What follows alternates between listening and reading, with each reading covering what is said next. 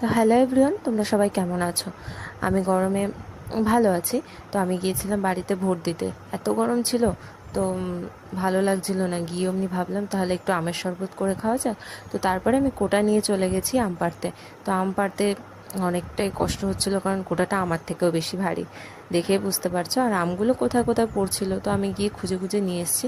তো অনেক কষ্ট করে 3টে আম পেরেছি, তার বেশি আমি আর পারছিলাম না। তো আমগুলো নিয়ে চলে গেলাম মায়ের কাছে পুড়িয়ে দেওয়ার জন্য। তো মা পুড়িয়ে দিল।